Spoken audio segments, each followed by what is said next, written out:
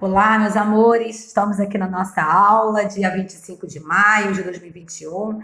Iremos finalizar hoje a matéria de vozes verbais, né, parte 2, matéria do nosso segundo bimestre, matéria de teste, matéria de prova.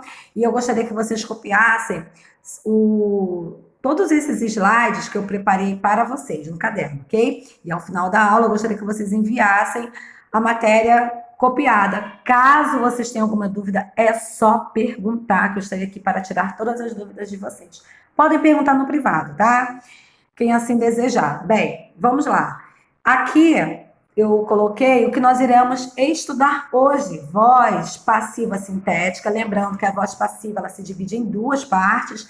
Vimos na aula passada a voz passiva analítica, lembram?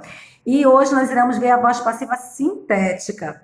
Veremos também voz reflexiva, a passagem da voz ativa para a voz passiva analítica e a passagem da voz ativa para a voz passiva sintética, certo? Vamos relembrar aqui um pouquinho a respeito das vozes verbais, né? Vimos na aula passada que a voz ativa, o verbo está na voz ativa quando o sujeito, né, gramatical é o agente da ação, ou seja, quando o sujeito ele pratica a ação verbal. Vimos também que a voz passiva, o verbo está na voz passiva quando o sujeito é o paciente da ação, ou seja, quando o sujeito sofre a ação verbal. E ao contrário da voz ativa, a voz passiva, ele evidencia o sujeito que sofre determinada ação. E nós chamamos de sujeito paciente, na voz passiva.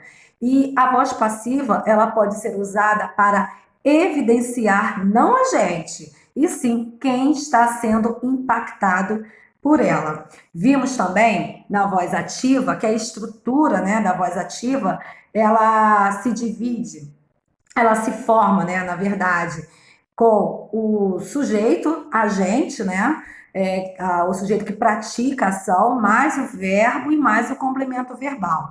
Vimos também que na voz passiva analítica, nós temos a estrutura do sujeito paciente, mais o verbo auxiliar, o verbo no particípio terminado em ado ou ido.